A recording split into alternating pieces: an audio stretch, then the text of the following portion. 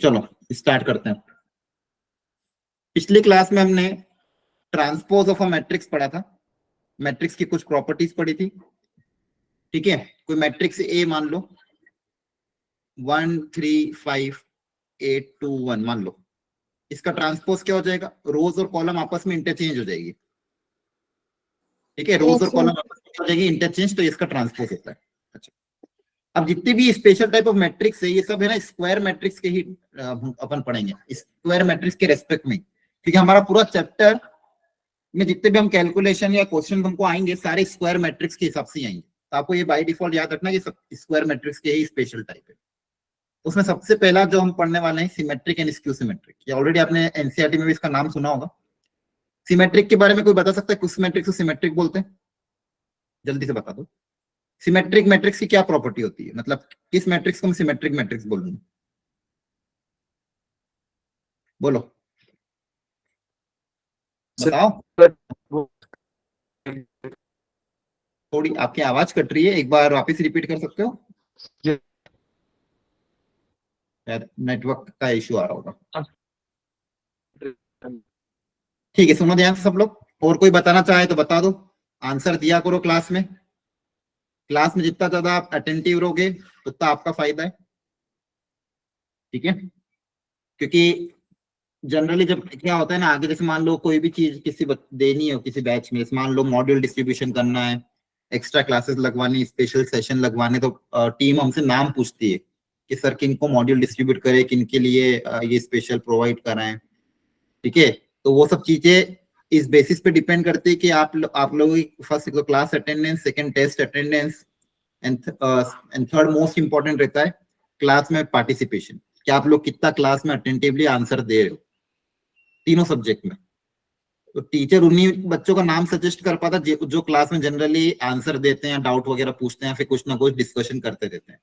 जो लोग एकदम चुप रहते हैं, ना कोई आंसर देना, सिर्फ क्लास अटेंड करना, उनका नाम कभी आगे जा ही नहीं पाता, और ना कभी पता चल पाता कि भाई हाँ ये बच्चा इस बैच का है कि नहीं।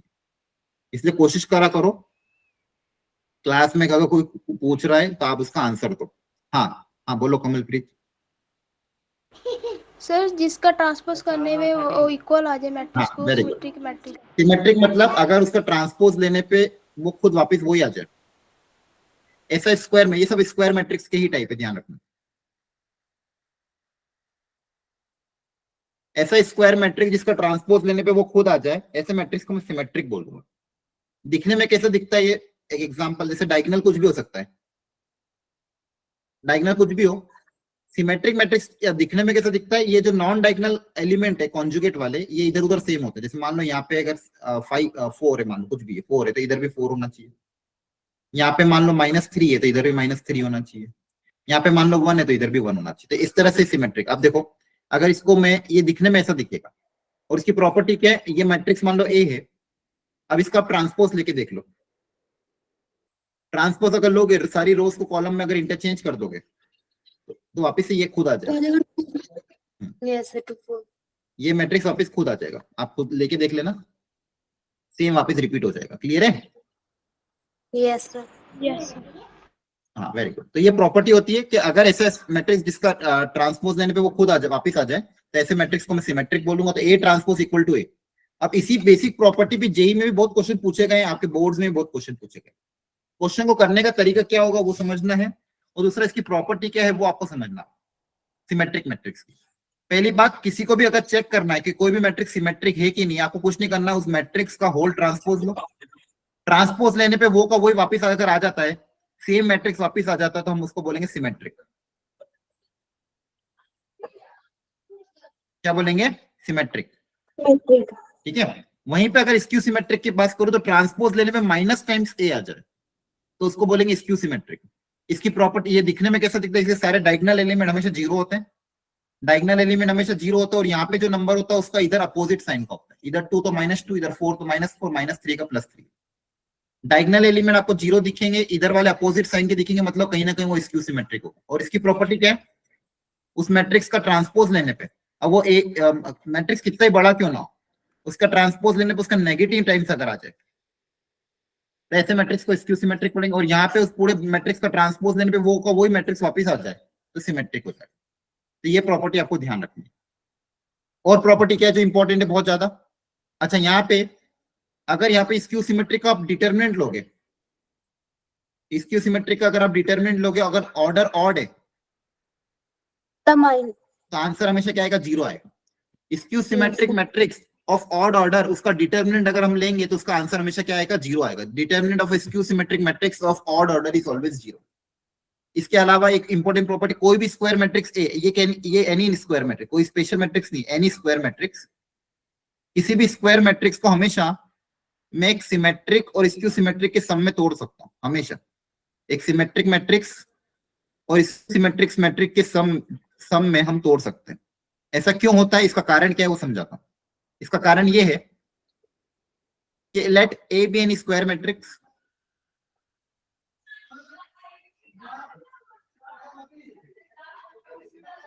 Late A B n square matrix, A मान लो कोई भी एक स्क्वायर मैट्रिक्स है। अब किसी भी मैट्रिक्स को अगर उसके ट्रांसपोज के साथ ऐड करो और 2 से डिवाइड कर दो, किसी भी मैट्रिक्स को उसके ट्रांसपोज अगर आप ऐड 2 से डिवाइड कर दो, हमेशा वो एक सिमेट्रिक मैट्रिक्स बनेगा। आ रही बात समझ में? Yes sir. कोई भी एनी स्क्वायर मैट्रिक्स हो ए, कोई भी स्क्वायर मैट्रिक्स हो ए, अगर उसको उसके ट्रांसपोज के साथ अगर आप ऐड करके 2 से डिवाइड करोगे तो हमेशा सिमेट्रिक आएगा। और कोई भी मैट्रिक्स ए को उसके ट्रांसपोज के साथ सब्सट्रैक्ट करोगे तो आंसर हमेशा स्क्यू सिमेट्रिक आएगा। क्लियर है? Yes sir. ठीक है, तो ये प्रॉपर्टी होती है। आप चाहो तो खुद से एग्जांपल लेके भी देख सकते हो। एक सेकेंड, जैसे मान लो एग्जांपल लेके फटाफट देखो, कोई भी एक जनरल मैट्रिक्स कंसीडर कर लो।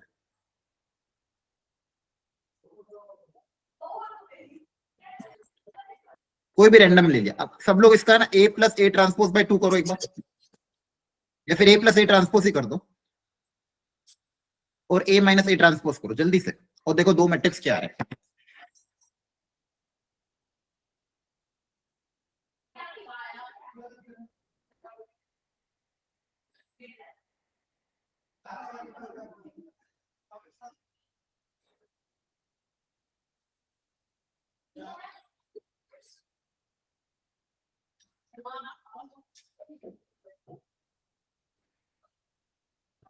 करा सबने? इसका ट्रांसपोज लिया तो क्या आ रहा है? Yes sir. 2 - 3 7 1, हाँ है ना? दोनों को अगर ऐड कर दें, ऐड करने पे देखो क्या हो जाएगा? 4 4 4 0। अच्छा, ये तो ज्यादा कुछ ज्यादा 2 सर। 0। Yes sir. ऐड करेंगे 2 आएगा ना? यस सर 2 आ रहा है। यस सर 2 आएगा। क्लियरली सिमेट्रिक है? सर 2 के ऊपर वाले, यस सर ठीक है। और सब्सट्रैक्ट अगर कर दोगे तो देखो डायगोनल हमेशा 0 आएंगे।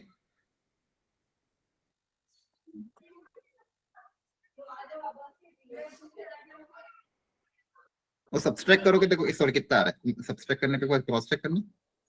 यस सर ठीक है। गलत है। सब्सट्रैक्ट करने पे क्या होगा? -3 - 7 माइनस का 10 हो जाएगा, और प्लस का 3 प्लस का 7 प्लस का 10, माइनस माइनस प्लस हो जाएगा ना? तो ये स्क्यू सिमेट्रिक आ गया। अब ध्यान से देखो, इन दोनों को अगर मैं 2 से डिवाइड कर दूं,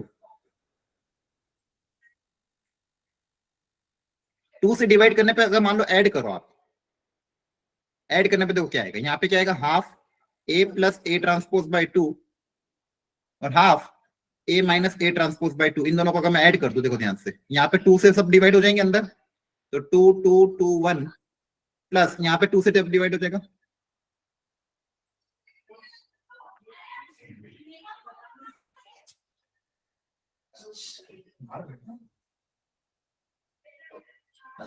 पहली बार आया तो बात करो।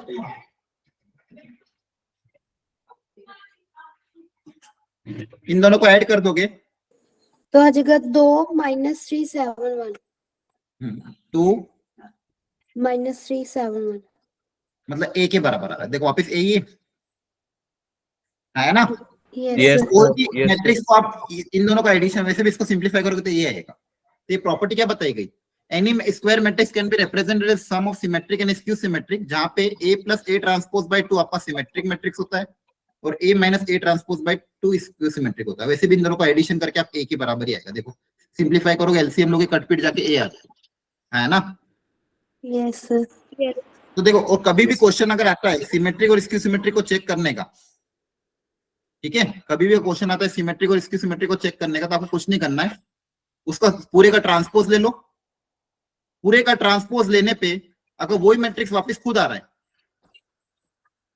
वही मैट्रिक्स वापस खुद आ रहा है तो सिमेट्रिक, और वही मैट्रिक्स वापस नहीं आ रहा तो इसकी सिमेट्रिक। क्लियर है?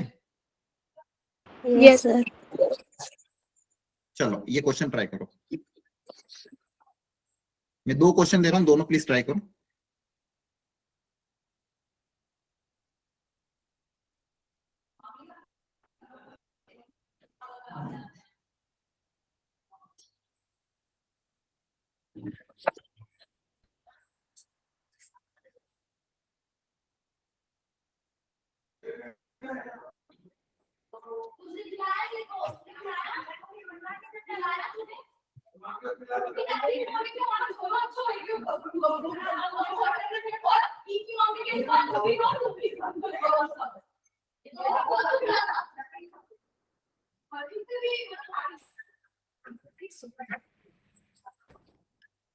अब देखो करा सवाल आपने, कर रहे हो? यस सर कर रहे हैं। करो करो।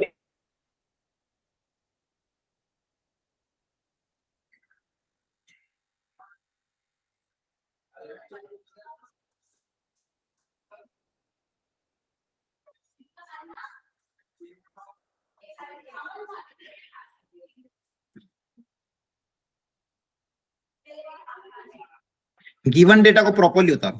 देखो ऐसे क्वेश्चन कभी भी आता है ना, मैं सॉल्व करके दिखा रहा हूं आगे क्या आप सोल्व। हमेशा पहले गिवन डेटा उतारो। गिवन डेटा क्या है? तो गिवन डेटा के ए और बी अगर सिमेट्रिक है तो क्या प्रॉपर्टी होगी? ए ट्रांसपोज ए के बराबर होगा और बी ट्रांसपोज बी के बराबर। तो हमेशा पहले गिवन डेटा अच्छे से उतारो। क्या ये बात समझ में आ रही है? Yes sir. ऐसे क्वेश्चन को करने का तरीका ये होता है। अब जो प्रूव करना है वो देखो ध्यान से, क्या प्रूव करना है? इसको आपको स्क्यू सिमेट्रिक प्रूव करना है। देखो ये जो मैं तरीका बता रहा हूँ ना, जनरली हर क्वेश्चन में यही तरीका होगा। सबसे पहले गिवन डेटा उतारो और जिसको भी जो प्रूव करना है उसको कोई नया मैट्रिक सी मान लो। क्या मान लो? C. Let C equal to A B minus B A. इसको आपने सी मान लिया। अब इसको अगर सिमेट्रिक या स्क्यू सिमेट्रिक जो भी चेक करना है, आप अगली बार क्वेश्चन आपको ऑप्शन दे देंगे, जो भी चेक करना, आप इसका क्या लोगे? आप ट्रांसपोज लोगे। क्या लोगे? बोलो। ट्रांसपोज। अच्छा पहले मैं आपको ट्रांसपोज की मैंने प्रॉपर्टी बताई थी पिछली क्लास में। मुझे बताओ ए प्लस बी का होल ट्रांसपोज की क्या प्रॉपर्टी होती है? A का ट्रांसपोज प्लस B का transpose. Very good. Transpose addition subtraction में अलग अलग हो जाते हैं। और प्रोडक्ट में क्या होता है? प्रोडक्ट में क्या होता है? रिवर्स हो जाता है ऑर्डर। Yes sir. है ना? Yes yes. ठीक। यहाँ पे करो प्रॉपर्टी अप्लाई। देखो ये तरीका बहुत इंपॉर्टेंट है। गिवन डेटा उतारा, जिसको भी प्रूव करना उसको सी माना, अब उसके ऊपर ट्रांसपोज ले लिया। ट्रांसपोज लेने पे क्या होगा? ये हो जाएगा ए बी का होल ट्रांसपोज माइनस बी ए का ट्रांसपोज। ट्रांसपोज एडिशन सब्ट्रैक्शन में अलग अलग हो जाता है। Yes sir. अब ए बी का ट्रांसपोज की क्या प्रॉपर्टी आ जाएगी? प्रोडक्ट में अलग अलग हो जाएगा। Yes sir. B transpose A transpose. यहाँ पे भी प्रोडक्ट उल्टा हो जाएगा, है ना? Yes sir. क्या यहाँ तक समझ में आ रहा है? Yes sir. अब बी ट्रांसपोज की जगह क्या लिख दोगे? बी। ए ट्रांसपोज की जगह क्या लिख दोगे? ए। क्वेश्चन के हिसाब से गिवन डेटा उतारो। अब ये गिवन डेटा यूज करना है आपको। वापस ए ट्रांसपोज की जगह ए, बी ट्रांसपोज की जगह बी लिख दिया। तो अब ओरिजिनल डेटा से कंपेयर करो इसको। तो ये माइनस टाइम से ए बी माइनस बी ए का, दैट इज माइनस सी के बराबर। तो सी ट्रांसपोज लेने पे माइनस सी आ रहा, मतलब ये जो सी मैट्रिक्स होगा क्या होगा? Skew symmetric. ये तरीका दिमाग में रहेगा तो हर क्वेश्चन हो जाएगा। क्या ये बातें समझ में आ रही है? Given Yes, data sir. Properly उतारो, जिसको भी प्रूव करना उसको कुछ अज्यूम कर लो और उसका पूरे का ट्रांसपोज ले लो। ट्रांसपोज की प्रॉपर्टी सिंप्लीफाई करके फाइनल आंसर निकालो, देखो क्या आ रहा है। जिस किसी को भी डाउट हो तो जल्दी पूछ लो, इसमें कोई स्टेप में डाउट हो तो बोलो जल्दी से। नो सर क्लियर है। क्लियर है? चलो अब ये ट्राई करो। ये 2020 में आया था जेई मेंस में। आपको सारे ऑप्शन एक एक करके चेक करने पड़ेंगे। गिवन डेटा को प्रॉपर्ली उतारो, फिर चेक करो which of the following statement is wrong. 2 minute का समय दे रहा हूं मैं, प्लीज अच्छे से ट्राई करो।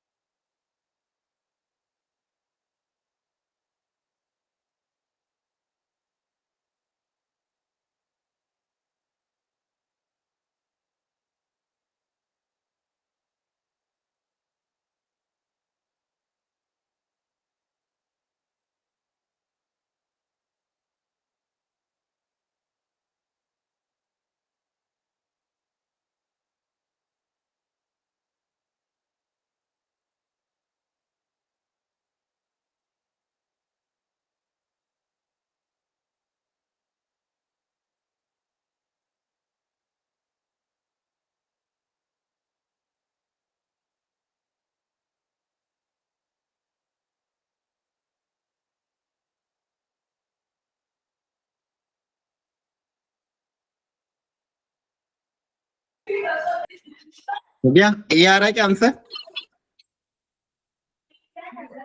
Which of the following is not true, ये पूछा था। यस सर, मैं बी ऑप्शन आ रहा है सर। बी आ रहा है, फटाफट देख लो। हाँ, बी आ रहा है। गिवन डेटा ढंग से उतारो। ए सिमेट्रिक है, बी स्क्यू सिमेट्रिक है। ए अगर सिमेट्रिक है, ए ट्रांसपोज ए के बराबर होगा, बी ट्रांसपोज किसके बराबर होगा? बोलो। माइनस सिमेट बी। हाँ, माइनस बी। क्वेश्चन में बोला था ए सिमेट्रिक है, B skew symmetric. Given data हमेशा मैंने कहा अच्छे से उतारो। अब जिसको भी प्रूव करना है एक एक करके ट्राई करते हैं। ऑप्शन नंबर ए, उसको सी मान लेते हैं, हाँ है ना, ट्रांसपोज ले लेते हैं। ये समझ में आ रहा है कि नहीं आप लोगों को? बताओ जल्दी से। Yes, sir. Yes, sir. ए की पावर 4 का होल ट्रांसपोज माइनस बी की पावर 4 का होल ट्रांसपोज, ट्रांसपोज और पावर आपस में इंटरचेंज हो जाते हैं, ये भी प्रॉपर्टी बताई थी। ए ट्रांसपोज की जगह ए आ जाएगा तो ए की पावर 4, बी ट्रांसपोज की जगह माइनस बी आ जाएगा, लेकिन माइनस बी की पावर 4 वापस वही आ जाएगा, तो वापस सी के बराबर, तो सी ट्रांसपोज सी के बराबर, तो सी क्या होगा? बोलो। Symmetric. सिमेट्रिक। Matrix. सी सिमेट्रिक है। मुझे क्या बोला था? सिमेट्रिक मतलब ये ऑप्शन क्या करेक्ट है? मुझे तो कौन सा देखना, नॉट ट्रू वाला, मतलब ये तो करेक्ट है। बोलो। Yes, sir. Yes, sir. Question में नॉट ट्रू पूछा था आपको, ध्यान से देखो। Yes. ऑप्शन नंबर बी, इसको मान लो वापस सी मान ले, वापस से अगर ट्रांसपोज लोगे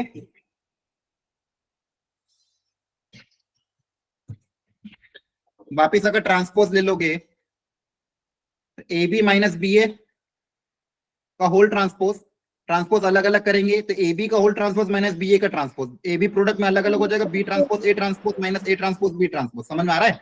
Yes, sir. Yes, sir.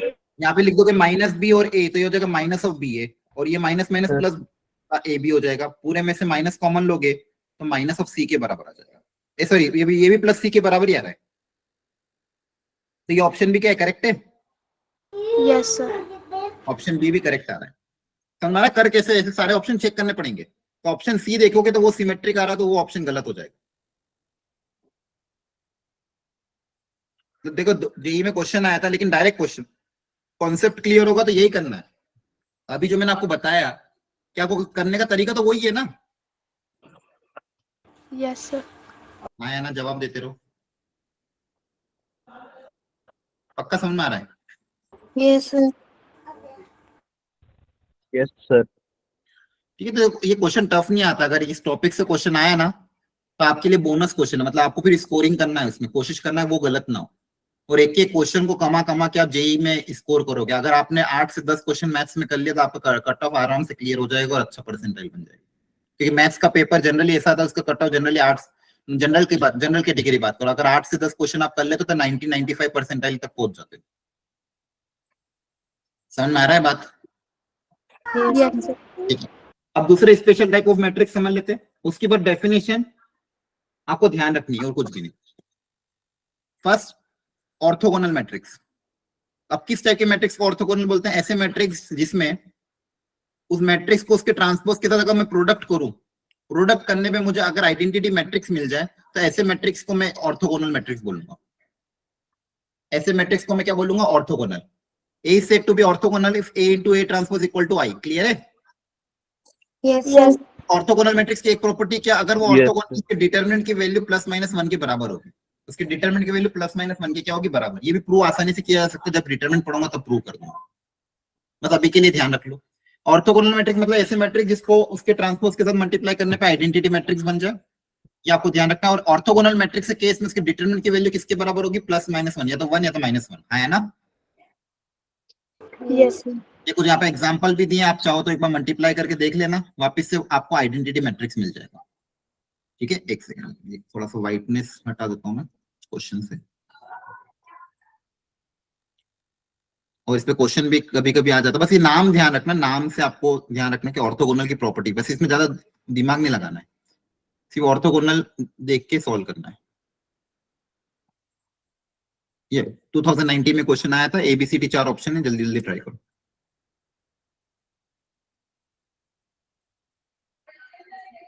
सब लोग कोशिश।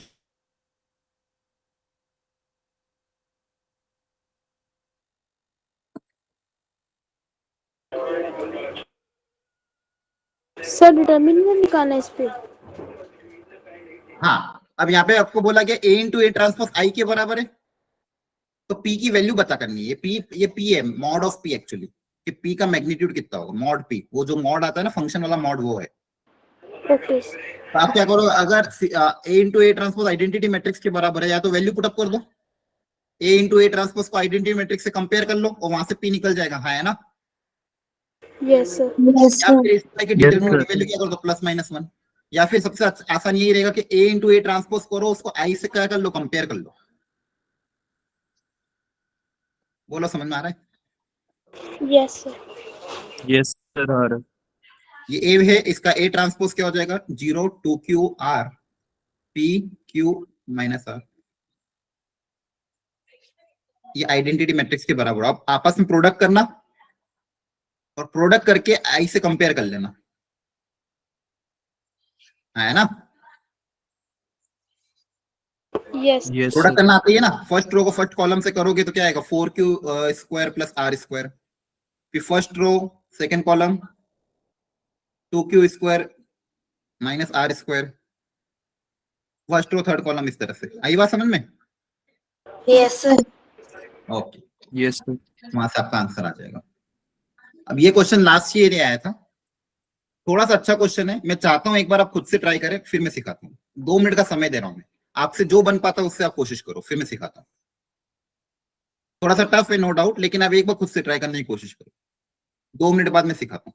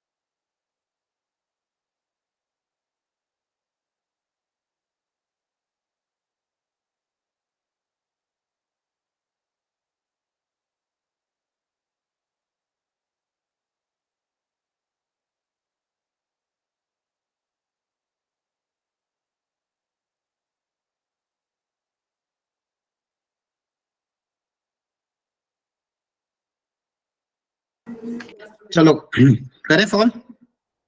Yes sir. Yes sir. किसी ने ट्राई किया हो कुछ? अगर आपको बीच में अगर ऐसा कोई अच्छा कुछ चीज मिला हो इसमें, क्या आपने सोचा कुछ अच्छी चीज इसमें मिल रही है क्या? सर ये क्यू की पावर जो दिया हुआ है उसमें प्रॉब्लम आ क्यों रही है। निकाला आपने? अच्छा अच्छा ठीक है। अब देखो प्रॉब्लम क्या है ना, क्यू की मेरे को 2027 पावर 2007 निकाला। आपने सही तरीका वैसे किया, ये भी कर सकते हैं एक बार, लेकिन इससे हो रहा है कि नहीं हो रहा देखना पड़ेगा। क्यू निकाल के क्यू की हायर पावर चेक करनी पड़ेगी कि क्या कुछ अच्छा सिमेट्रिक बन रहा है कि नहीं बन रहा है। मान लो आपने क्यू निकाला और फिर चेक करना पड़ेगा क्यू की पावर 2, क्यू की पावर 3, क्यू की पावर 4 किस तरह से बढ़ रहा है। तो क्या हम क्यू की पावर 2007 निकाल सकते हैं क्या? अगर हायर पावर अच्छी बन रही है तो फायदा हो जाएगा। देखो जनरली हायर पावर वाले क्वेश्चन आते हैं उसके 2-3 तरीके होते हैं, 2 तरीके होते हैं। एक तरीका तो क्या, आप क्यू² क्यूब निकालो और उसमें पैटर्न ढूंढने का कोशिश करो कि क्या पैटर्न बन रहा है। अब दूसरा यहाँ पे क्या था ना, अगर आप ध्यान से देखो कि जो पी है इसका डिटरमिनेंट कितना आ रहा है, 1 आ रहा है क्या, देखो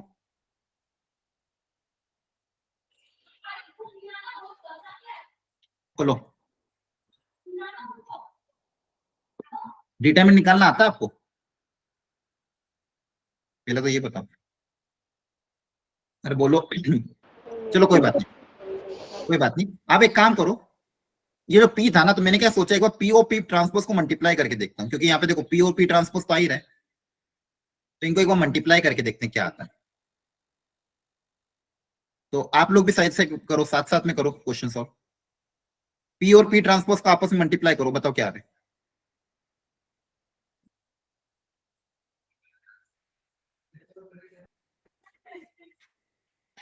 पी और पी ट्रांसपोज को मल्टीप्लाई करो, देखो क्या आ रहा है,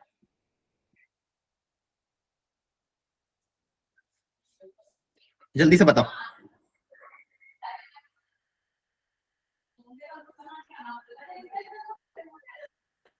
बोलो बच्चों, कर रहे हैं। करो करो कर रहे हैं। करो, मल्टीप्लाई करो, बताओ क्या आ रहा है।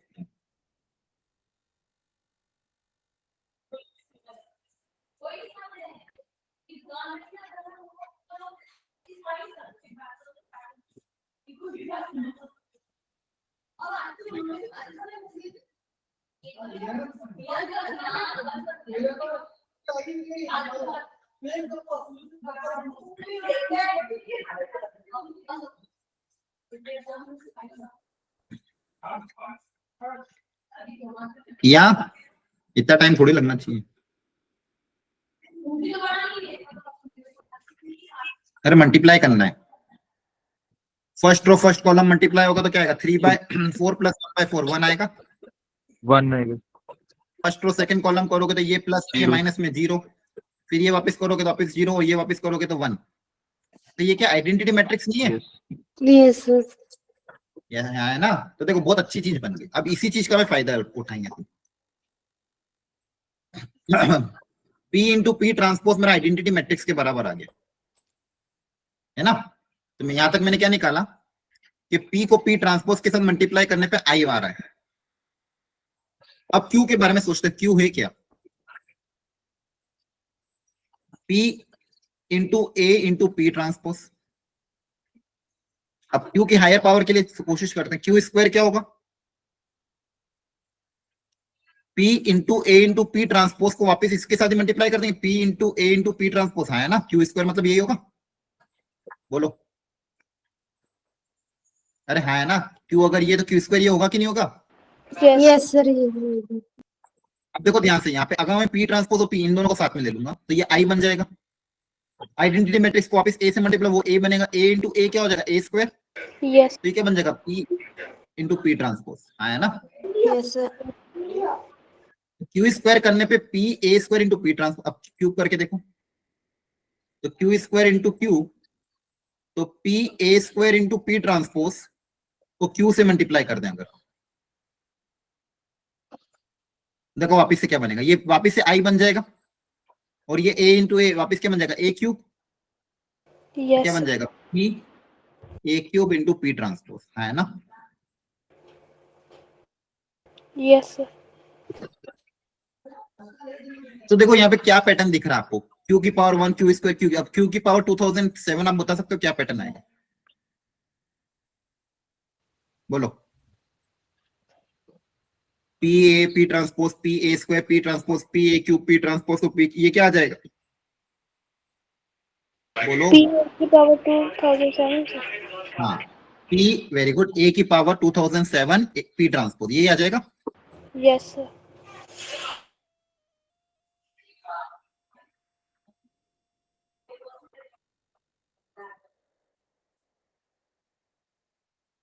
क्लियर है।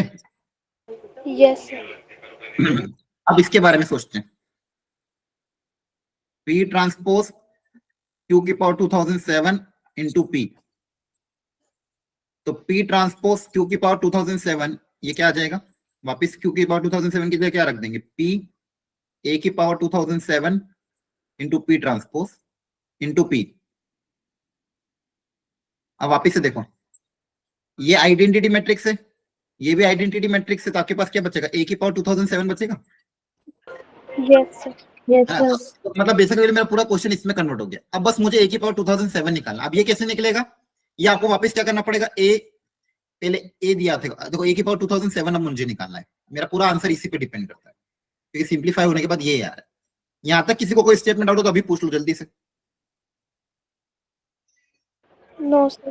ठीक है, अब a की पावर 2027 निकालने का तरीका क्या है, a आपने माना 1101, अब a स्क्वायर निकालेंगे। हायर पावर निकालनी है ना, तो एक एक करके हायर पावर को चेक करेंगे। सॉरी, यहाँ पे 1 है।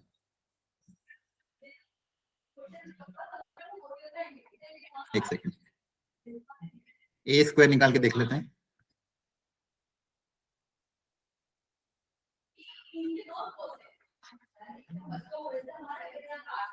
फर्स्ट रो फर्स्ट कॉलम को मल्टीप्लाई करोगे, देखो क्या आएगा, 1 first row first column, 2 first row second row first column, 0 0. Second row second column, तो 0 और +1, तो ए स्क्वायर ही आया। अब ए क्यूब निकालते हैं। हायर पावर निकालनी ना, तो कभी पैटर्न देखना पड़ेगा। तो ए क्यूब कैसे निकलेगा, ए स्क्वायर को ए से मल्टीप्लाई कर देंगे। फर्स्ट रो फर्स्ट कॉलम तो 1 और 0, तो 1, फर्स्ट रो सेकंड कॉलम तो 3, 0 और 1, ये आएगा। ए की पावर 4 निकालोगे तो ए स्क्वायर को मल्टीप्लाई कर दोगे, तो ये आएगा 1401। अब आपको पैटर्न दिख गया। Yes sir. ए की पावर Yes, 2007 क्या आएगा, 1 और एक 2 7 120 sir. बस यही हो गया काम। देखो मैंने कहा था हायर पावर वाले क्वेश्चन आते हैं, उसमें यही तरीका होता है, पैटर्न कहीं ना कहीं दिख जाए। पिछली बार अगर क्यू में पैटर्न नहीं दिखे तो क्यू के लिए हमने क्या सोचा, पी इंटू पी ट्रांसपोज आई के बराबर था, तो उसका लॉजिक लगा के हमने ये कन्वर्ट किया। तो ये ए बी सी डी के बराबर A plus B plus C plus D करोगे तो आंसर आ जाएगा। क्लियर है, मतलब जो भी पूछा आपको अब निकाल लेना। आपको समझ में आई बात। यस। ठीक है, नेक्स्ट, एक मिनट।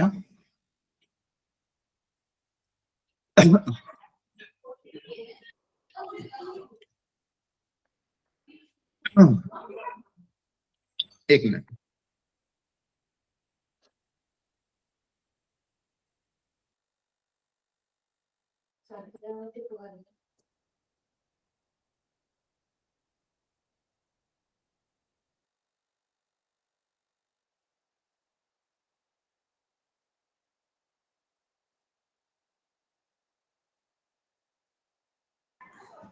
हेलो, आवाज आ रही है आप लोगों को। Yes sir. Yes, बस sir. थोड़ा सा है ना तबीयत ठीक नहीं, मतलब वॉमिट वगैरह हो रहा है मुझे। तो ये हम नेक्स्ट क्लास में कंटिन्यू करें। यस। Yes, sir. इशू आ रहा है, कोशिश मैंने करी थी कि मैं ले पाऊं, पर अभी थोड़ा सा ज्यादा एक्स्ट्रा हो गया है ना, तो मैं इसको नेक्स्ट क्लास में आगे कंटिन्यू कर लूंगा। तो आप लोग प्लीज मॉड्यूल अपने एंड पे थोड़ा थोड़ा करते रहना। हमको इस वीक में चैप्टर पूरा कवर करना है, तो आप लोग जितना मैंने पढ़ाया है उससे रिलेटेड मॉड्यूल में जो जो भी क्वेश्चन है उसको आप प्लीज सॉल्व कर लेना। Okay sir. Okay, sir. Okay. Sorry आज के लिए, है ना, नेक्स्ट क्लास में हमको आगे कंटिन्यू करते हैं। ठीक है।